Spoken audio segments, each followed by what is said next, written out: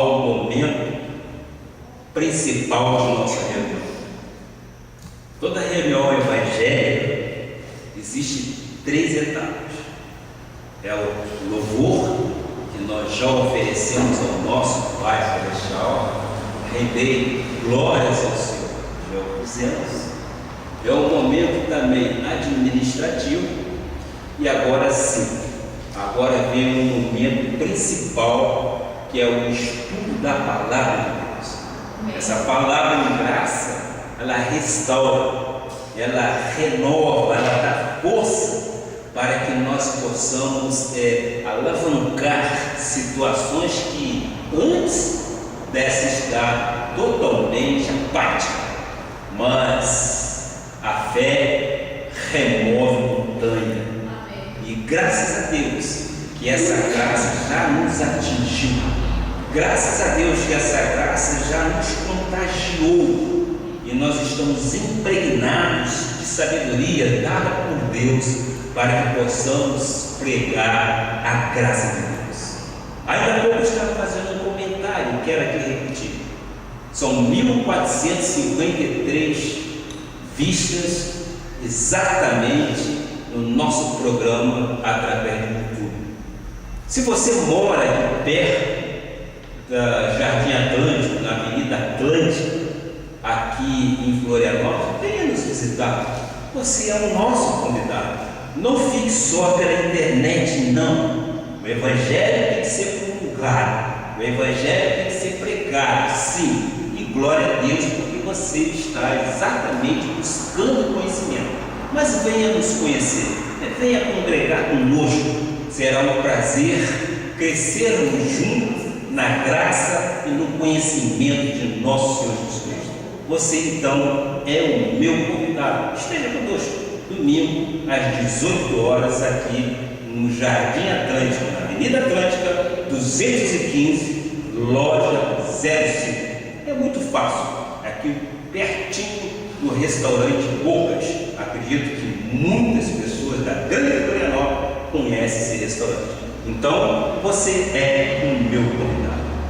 Vamos então ao tema de hoje: a fé que vence o mundo.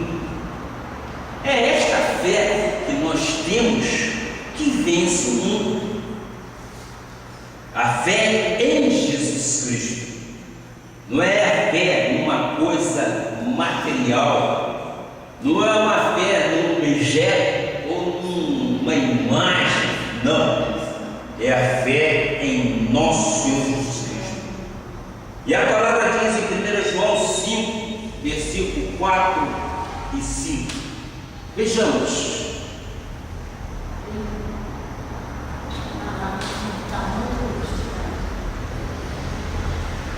A palavra diz: porque todo que é nascido de Deus vence o mundo.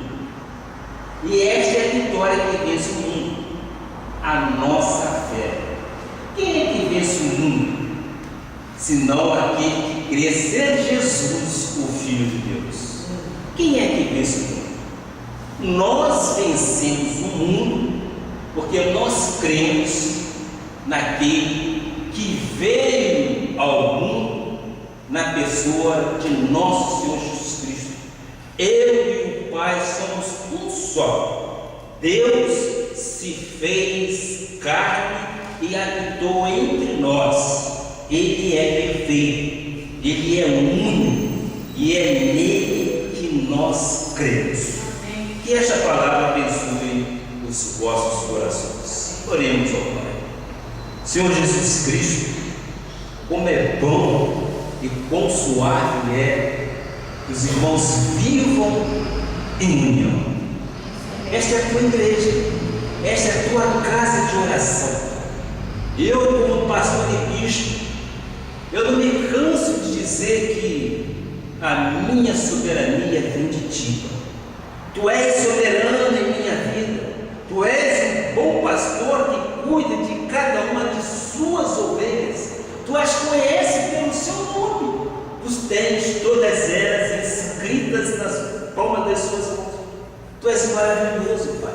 Tu és Pai generoso. Tu és um Pai misericordioso, meu Pai. A Ti nós rendemos honras e glórias, porque nós cremos na Sua soberania, Pai. Nós cremos no Teu poder. Tu és onipotente, Tu tens poder sobre cada uma das vidas aqui, Pai. Meu Pai, neste momento nós vamos falar a fé que vence o mundo. Esta fé nos tomou de tal forma que nós somos capazes de vencer o mundo aion, aquele mundo que jaz no maligno.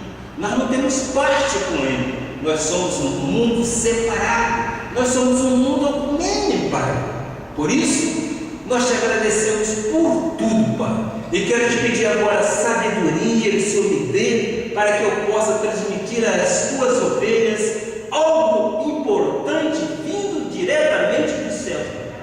Que aquele internauta que nos assiste mais uma vez seja tocado pelo Espírito Santo, que haja uma mudança, que haja uma transformação de comportamento em nome de Jesus, porque nós cremos no poder que o Senhor tem sobre cada um de nós. Faça um milagre acontecer na vida daquele que nos assiste. Faça um milagre acontecer em nossas vidas também. Somos filhos, somos herdeiros, temos direito a comer o melhor nesta terra. Por isso, nós declaramos vitória em nome de Jesus. E todos que creem nesta palavra, diga amém, amém e amém. Glória a Deus. Minha família espiritual, pedras vivas do Senhor, filhos amados e chamados para vencer.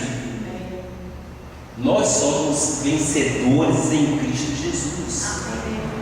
Nós cremos que armas forjadas contra nós jamais podem prevalecer. Nós temos um escudo do Espírito Santo que nos blinda com todos os dardos inflamados do inimigo que tenta nos atingir. Nós temos exatamente aquilo que é maior, a segurança de Deus em nós.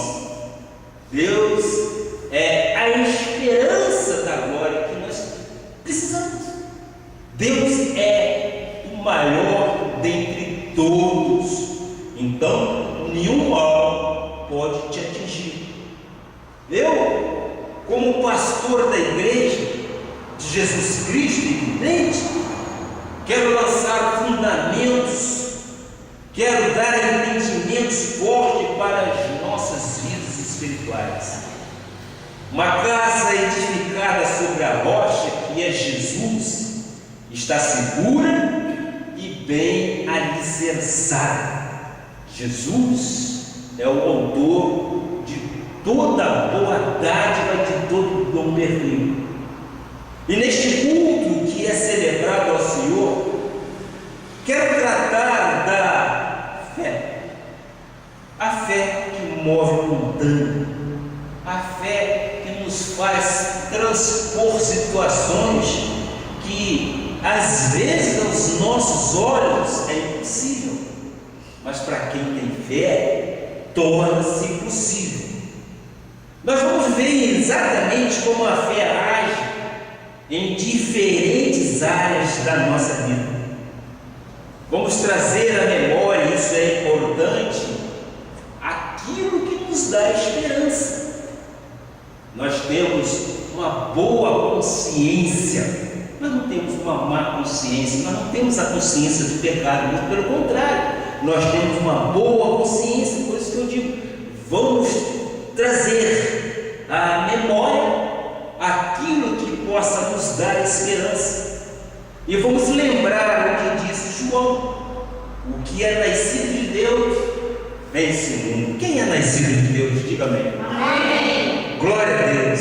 Nós somos nascidos de Deus, e esta é a vitória que vence o mundo, a nossa fé. Glória a Deus por isso. O poder vitorioso de Deus está em minha e em tua vida, desde o primeiro momento, quando nascemos de novo, nova criatura, há um novo nascimento.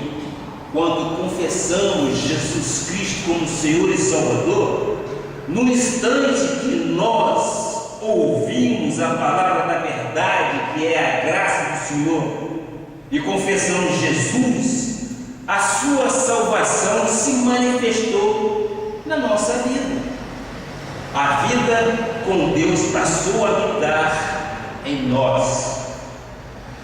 Por isso, em 1 João 4, versículo 4 diz, carinhosamente diz a palavra: filhinhos, vós sois de Deus e tendes vencido os falsos profetas, porque maior é aquele que está em vós do que aquele que está no mundo. Aquele que é maior, Jesus Cristo, está em você, está em mim, Ele está em nós, e é por isso que podemos vencer o mundo. Mundo, nessa passagem que acabamos de ler, do original grego é aion, ou seja, reino espiritual das trevas. E é esse reino das trevas que nós somos vencedores. Jesus Cristo, em sua morte e ressurreição, derrotou o diabo, desarmou os principados e as potestades, tirou-lhes a autoridade e o domínio, redimiu-nos exatamente das mãos do inimigo e nos colocou no reino da sua luz. E o mais importante é que, quando nascemos de novo, sim, Deus colocou a sua natureza, ou seja, a natureza dele em nós, e infundiu o seu Espírito em nosso ser. A sua vida, a sua natureza está impregnada em nós. Por isso Paulo disse: nós somos templo do Espírito Santo, não é o que Paulo disse? Nós somos templo do Espírito Santo. Em nosso habitat espiritual não há lugar para um outro, seja ele que for. Por quê? Nós somos templo e somos templo do Espírito Santo. Vamos agora ao segundo ponto dessa mensagem. Quando nós nascemos de novo, já nascemos para vencer. Por quê? Porque tudo que é nascido de Deus, diz a palavra lá inicialmente, vence o mundo. E essa é a vitória que vence o mundo, a nossa fé. Quem é então que vence o mundo, senão aquele que crê ser Jesus, Filho de Deus? Quem é? A chave evidente de uma vida vitoriosa está na palavra crer. A nossa vitória está onde? Na fé. E é a fé que nós temos em Jesus Cristo. Essa fé remove montanha.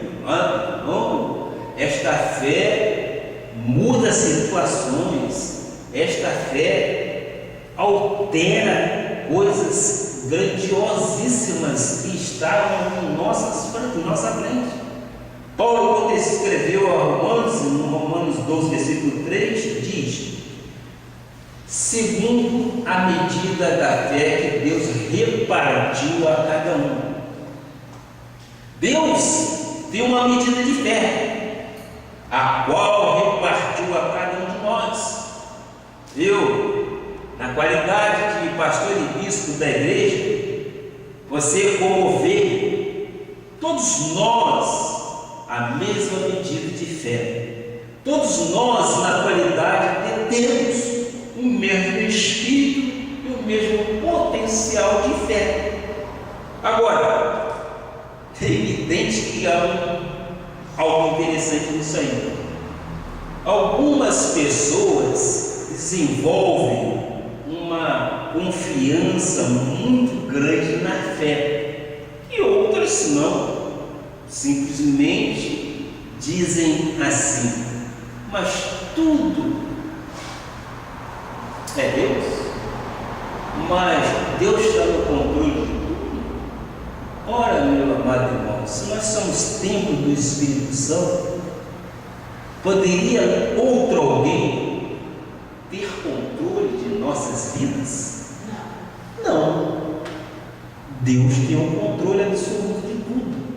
Então, é exatamente o que eu estou dizendo. Alguns desenvolvem uma confiança plena na fé, outros não. Por exemplo, olha o que diz aí em Hebreus 10, versículo 22. Começa então exatamente a fechar a linha de raciocínio que nós temos a respeito da fé. Aproximemo-nos com sincero coração, em plena certeza, não é em dúvida, não é? É em plena certeza de fé, pelo coração purificado de má consciência e lavado o corpo com água pura. Nosso coração tem que estar exatamente atribuído de uma boa consciência. Nós não podemos ter uma má consciência de jeito algum. Nós não podemos. Por quê? Porque nós somos templo do Espírito Santo. Essa plena certeza é uma convicção que nós devemos desenvolver uma das grandes virtudes, que é uma consciência boa. Nós não podemos ter má consciência. Não podemos, porque nós somos novas criaturas. Nós nascemos de novo. O maligno não tem domínio sobre nós em hipótese alguma. Então nós temos que ter consciência boa. Nós não podemos ficar pensando no que éramos antes. Antes já foi jogado no mar do esquecimento. Antes foi na cruz do Calvário que lá o Senhor se sacrificou. Foi lá que Ele encravou todos os nossos pecados. Foi lá que Ele derrotou os inimigos, o inimigo que é o diabo.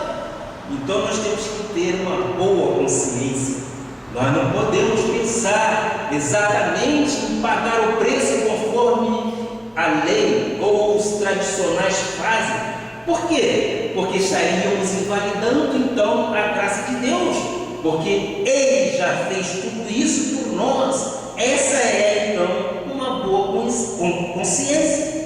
Por isso, diz a palavra no versículo 35, por favor: não abandoneis, portanto, a vossa confiança.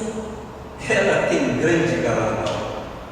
Nós não podemos abandonar a nossa confiança na palavra fé. Nós temos que ter isso entronizado em nosso coração. Nossa mente tem que estar exatamente circuncidada com isso. A fé move montanha. E nós não podemos duvidar do poder de Deus em nossas vidas. Muito pelo contrário, é lançar sobre Ele as nossas preocupações, porque Ele cuida verdadeiramente de nós. Então, não podemos abandonar a nossa confiança, porque ela tem grande galardão. É essa confiança que nós temos que ter no Pai. Vamos agora ao terceiro passo dessa mensagem.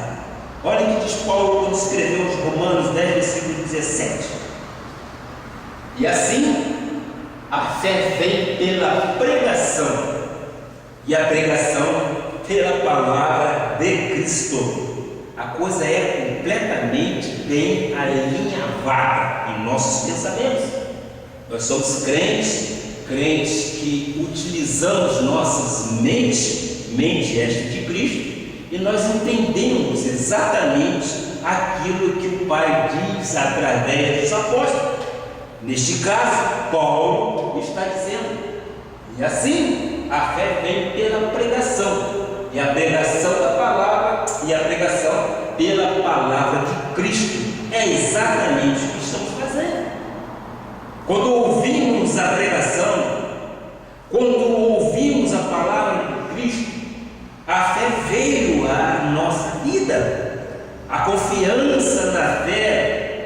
Portanto, deve ser a plena certeza.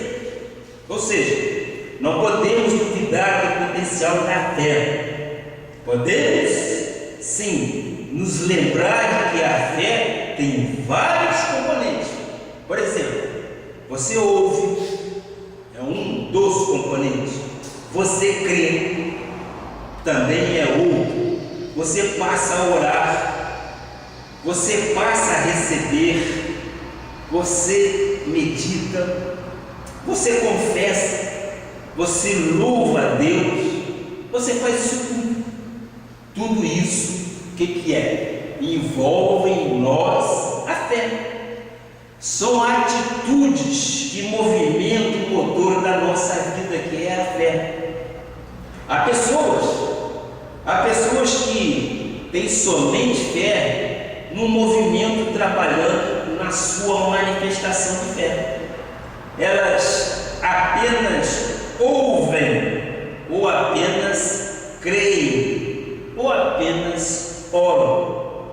Mas é preciso ouvir, é preciso orar e é preciso fundamentalmente crer. O justo viverá por fé.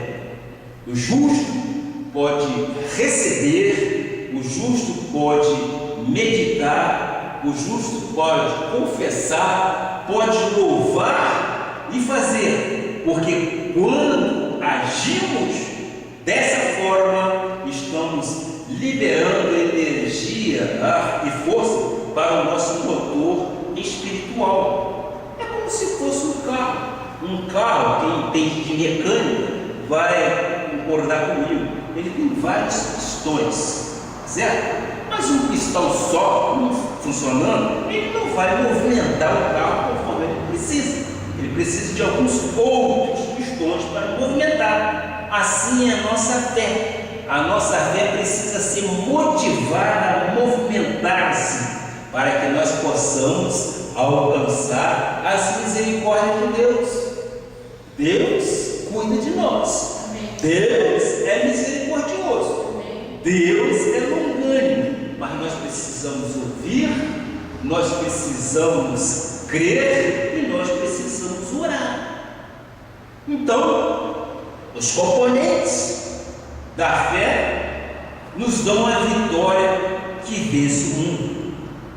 A fé é algo tão poderoso que quando se tem confiança na fé, a doença sai, o tumor desaparece, a porta de emprego se abre, a família é totalmente restaurada, os valores existenciais voltam a se harmonizar no seio da família. Isso tudo é produto de quê? Da fé.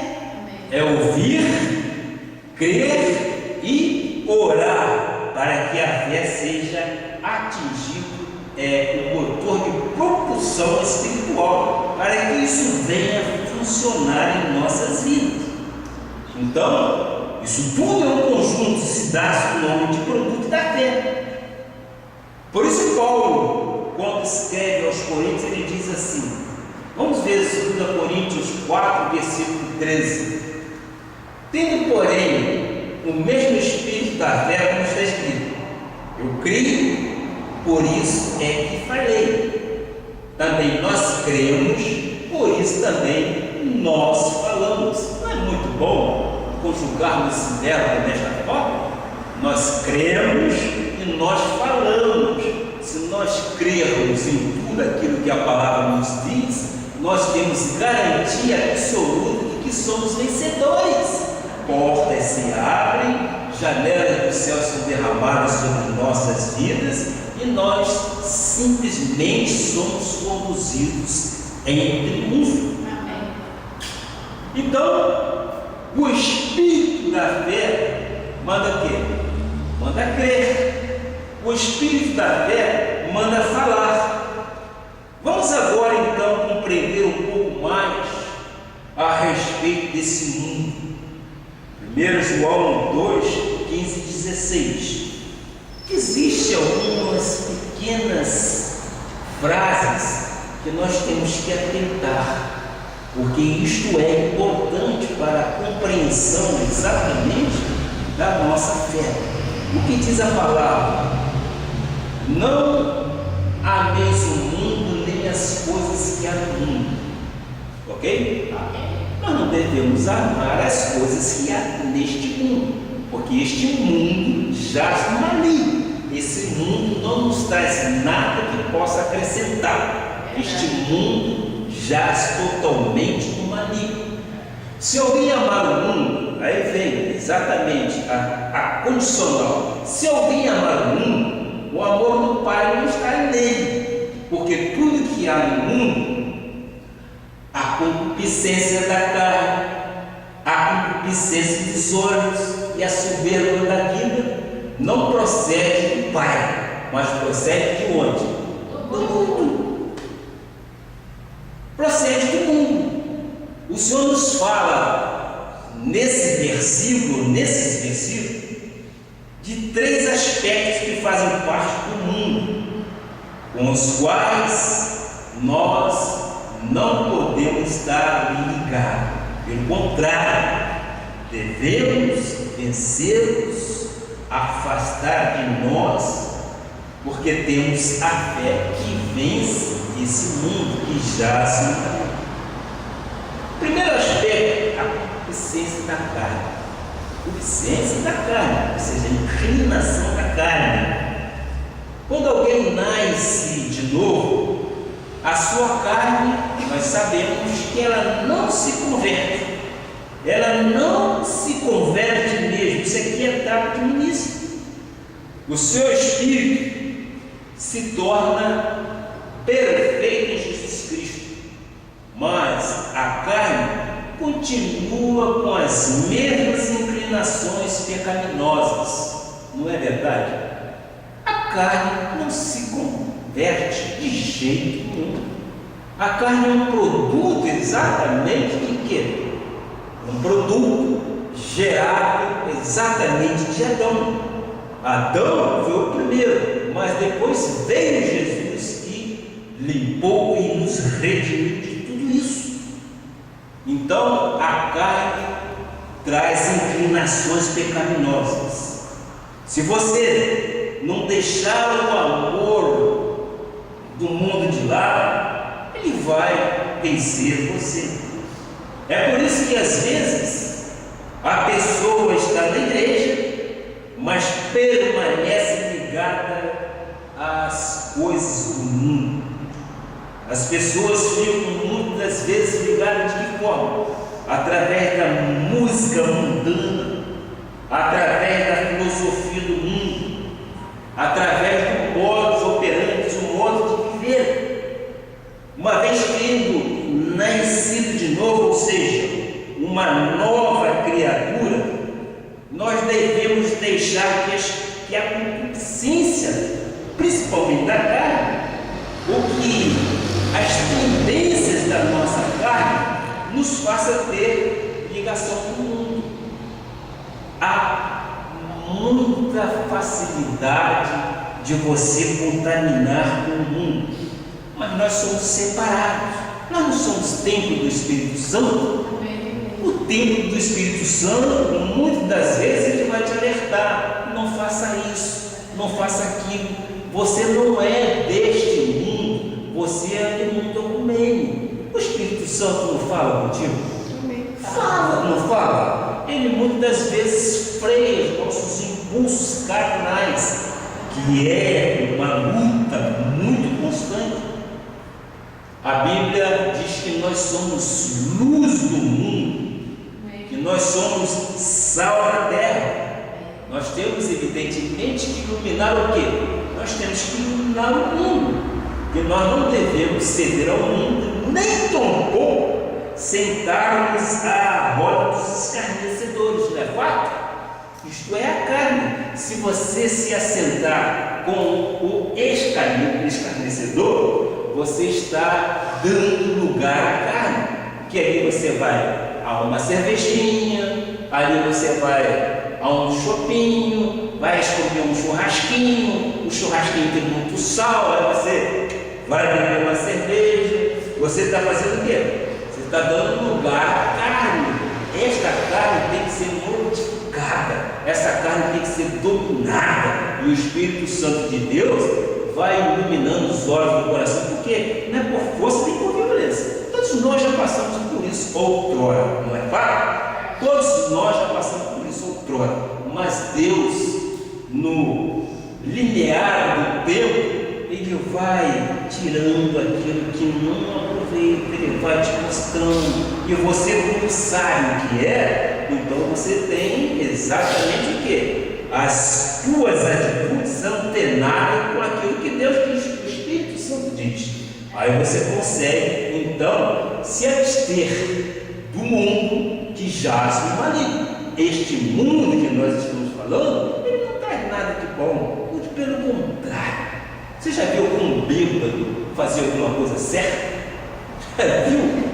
Fora as batidas que eles dão aí pela rua, só conseguem causar desastres, calamidade.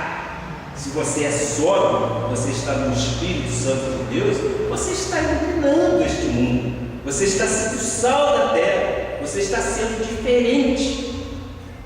Eu quero aqui abrir um pequeno parênteses e dizer o seguinte: aonde eu moro, evidentemente que tem muita gente de classe social até alta, tem juízes, tem outras pessoas, mas muito bem. Algumas já sabem que eu sou pastor, e às vezes nos olham de forma diferente, mas, me desculpa a minha colocação, eu não estou nem aí, muito pelo contrário, eu continuo defendendo a minha tese de que eu sou o amado do Senhor, sou o filho de Deus Altíssimo e sou sim um pastor, e convido, quer vir, vem, não quer vir, amém. Por quê? Porque não sou eu quem vai trazer, Deus só trará aquele que Ele quiser. E eu tenho uma vizinha que colocou no meu escaninho lá um livro de ou seja, uma coisa espiritualista. Não tem problema nenhum. Eu peguei o livro, eu não vou ler esse livro, porque a mim não vai me trazer nada, mas eu já tenho um livro para dar de presente para ela. Ela me deu a oportunidade para que eu possa fazer isso, e é desta forma que eu evangelizo.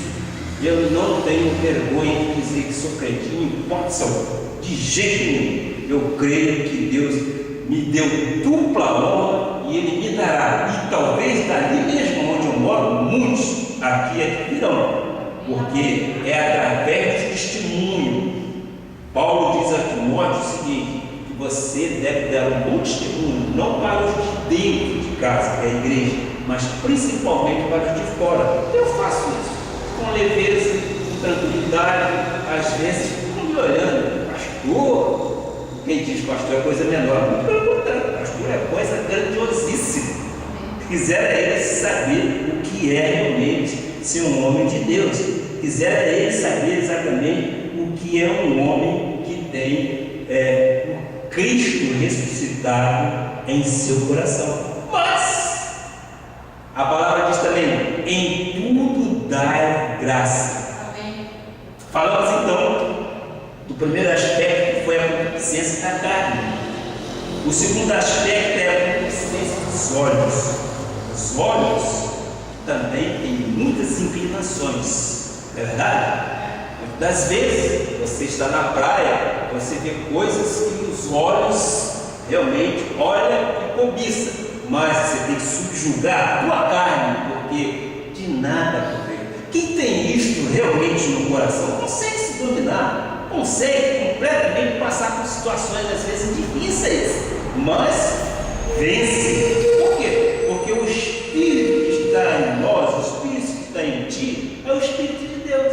Amém. Se ele te dá a capacidade para que você vença as adversidades, o mundo é muito fácil, as coisas acontecem de uma forma muito natural, mas nós somos selados, nós somos filhos da promessa, e aí está a nossa grande diferença. Então a forma como você vê, a forma como os seus olhos veem as coisas, vai, evidente, demonstrar a sua vida, quem é você. Às vezes, a pessoa inveja e deseja mal ao próximo com os seus olhos, chamado, que nós conhecemos como olho grande, aquele olhão que as pessoas olham, entre aspas, secam logo aquela pimenteira dele, não é isso? Então, olha, nós devemos ter olhos altivos. Por exemplo, ela vê que alguém prospera, vê que alguém cresce na vida, os seus olhos às vezes denunciam o quê? Um ciúme, denunciam uma inveja. Esta inveja está no coração daquela pessoa pecaminosa, porque os olhos cobiçam aquilo que está vendo. Nós, crentes, o que nós fazemos? Glória a Deus, se hoje a vida está de carro novo, que Deus te multiplica, que este carro seja para a tua bênção, para a tua glória, em nome de Jesus, para a glória do Senhor Jesus Cristo. Olha, o meu amado, ele tinha moto, ele vai ter um carro em nome de Jesus. Eu creio, porque é um homem fiel a Deus, é um homem que está aqui nas dificuldades e nas adversidades, com mulher que hoje já sem mulher, graças a Deus. Por quê? Porque é um homem que crê. E ele me disse uma coisa, uma certa ocasião no hospital, eu falei, não, o que o médico me disse, eu não recebo. Eu sou um dizimista, eu sou um ofertante, eu sou um homem que crê em Deus. Então, Deus vai me tirar desse laço aqui. Amém. Glória a Deus. É isso. A fé move montanha. Meus amados, o meu amado Luciano, quantos pontos você tem nessa perna? Eu não calculo, porque é uma coxa de retalho que eu já vi. Mas Deus está te dando a vitória em todos os momentos. E creia muito mais ainda. Deus te fará cada vez maior em nome de Jesus. A tua família é uma família abençoada do Senhor. Então, Deus é contigo. E a palavra diz: foste fiel no pouco, sobre o mundo te colocarei. Entra no gozo. Então é isso, fé. Terceiro aspecto que nós queremos falar, falamos primeiro sobre a carne, depois sobre os olhos. Queremos falar também sobre a soberba. Soberba da vida. A Bíblia diz que a vida é como um sopro, e é verdade. Vocês já sopraram uma pétala de rosa, aquilo acaba? Assim é a vida. E em Provérbios de Salomão, diz que a soberba precede a ruína. Claro, a soberba precede a queda. Apesar disso tudo, há pessoas que são extremamente soberbas. Há pessoas, mesmo crentes, que são soberbas. Temos uma vida que nos foi dada por Deus. Esta vida é preciosíssima. Nós devemos saber utilizá-la. A nossa vida é o dom melhor que temos. É muito importante valorizarmos a nossa vida e a vida do próximo. Quando eu digo você é um abençoado, porque a Bíblia diz que você é um abençoado, e receba isso, que você é um abençoado. É isso. Temos que viver uma vida em unidade. Eu vou abrir aqui um outro parênteses para falar um pouquinho de família. Um dos nossos chamados como pastor evangélico é valorizar a nossa família. Tu precisas, evidente, honrar o teu marido, a tua esposa, precisas cuidar da tua família. Tu deves ser um bom pai, tu deves ser uma boa mãe, também deve ser um bom filho, uma boa filha.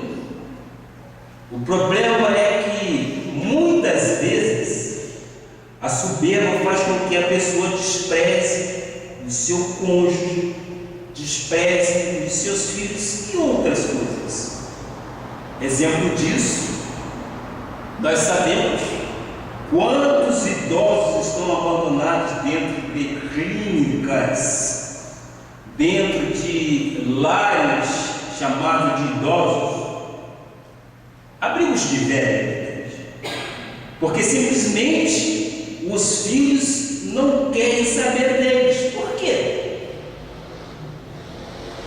Eu acredito é porque faltou sim amor da mãe pela filha, faltou o amor do pai, o chamado pai presente. Nós estamos vendo recentemente o caso daquele menino filho do médico, que hoje está preso, ele e mais duas pessoas, mais duas ou três, mais três pessoas. Como aquela criança sofreu, não é isso? Nós estamos vendo pela televisão algumas coisas que foram gravadas e ao mesmo tempo foram desgravadas, mas a tecnologia traz de volta. E isso está servindo para quê? Para incriminar exatamente os autores daquilo tudo que aconteceu com o garoto. Que lástima, que coisa dramática um pai compactuar com uma situação dessa. Isso, o que é isso? Isso é uma soberba. Isso é exatamente vangloriar-se de si, porque ele queria que com isso fosse provado na justiça que o garoto é assim assado. Como é que uma criança? Pois muito bem. E eu quero dizer para você, e você vai concordar comigo, o seguinte: filho não pede para nascer. Filho nasce pela conjugação carnal de um casal. E quando esse filho vem ao mundo, muita gente diz assim: a minha vida acabou, não tenho mais tempo para nada, estou eu fechado num ciclo, não posso fazer mais nada.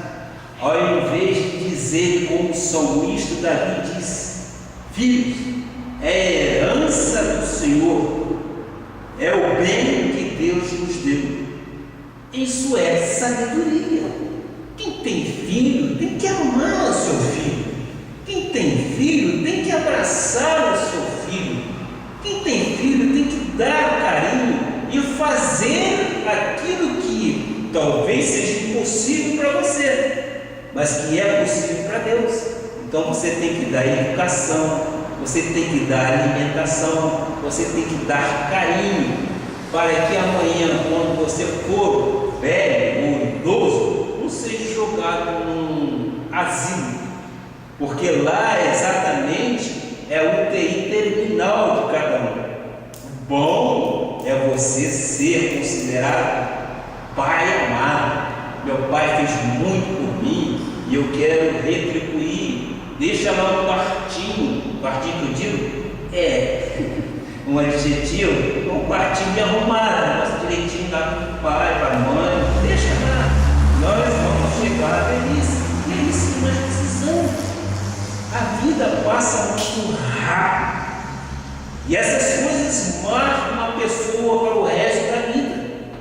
Devemos, como evangélicos que somos, estar atentos a isso. Vamos agora voltar exatamente ao que nós estávamos falando sobre o tema da mensagem. É muito importante um pouco de humildade. A humildade é outro dom maravilhoso de Deus.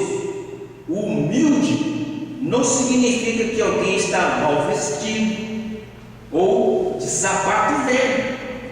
O humilde é aquela pessoa que reconhece diante de Deus a sua pequenez em primeiro lugar. É a pessoa que reconhece diante de Deus a sua incapacidade, mas é a pessoa também que reconhece que Deus é soberano na vida. Deus tem o controle absoluto de tudo, de todos, e é esse Deus que nós cremos, e é esse Deus que nós confiamos. E às vezes a pessoa tem um pouco mais de dinheiro e começa a querer menosprezar outras pessoas. A gente sabe, a gente vê isso no nosso dia a dia. Você quando sobe no elevador e chega uma certa pessoa que talvez não seja empregada, alguém já olha assim, essa que coisa. Isso é uma ingratidão. Isso, para mim, é uma piada. Por quê? Porque quando nós morrermos, nós vamos ser colocados exatamente no mesmo lugar que o rico. Rico, pobre, preto, branco, vai ser colocado. É ali, é exatamente ali, é ali na sepultura que nós seremos colocados. E ali demonstra exatamente que não há distinção entre rico e pobre, somos todos iguais perante Deus. A humildade é algo muito importante. A soberba precede a ruína. E esta soberba precisa ser vencida. Queres ver a concupiscência da carne na sua plenitude? Eu vou mostrar em rápidas palavras, em Gálatas 5, 19, 21. Vamos ver em rápidas palavras. Eu sublinhei, sim, eu sublinhei porque tem algo ali importante. Ora, as obras da carne são conhecidas e são. Aí vem prostituição, impureza, lascívia, idolatria, feitiçaria, inimizades, porfias, ciúmes, iras, discórdias, dissensões, facções, invejas, bebedices, glutonarias e coisas semelhantes a estas, a respeito das quais eu vos declaro, como já outrora vos preveni, que não herdarão o reino de Deus os que tais coisas praticam. Quem pratica essa lista de 15 itens eu contei, proferidas exatamente por Paulo, não pode ter parte no reino. A pessoa, quando nasce de novo, quando é cristã, quando é de Deus, deve ser humilde. Se tiveres que pedir perdão, peça, isto é maravilhoso. Você vai se sentir leve. Não permitas que a concupiscência da carne entre, porque é muito abrangente. Ela fala neste versículo em ciúme, ela fala em idolatria, feitiçaria, iras e contenda. É uma decisão pessoal que cada um toma em não cometer atos que são contra a vontade de Deus.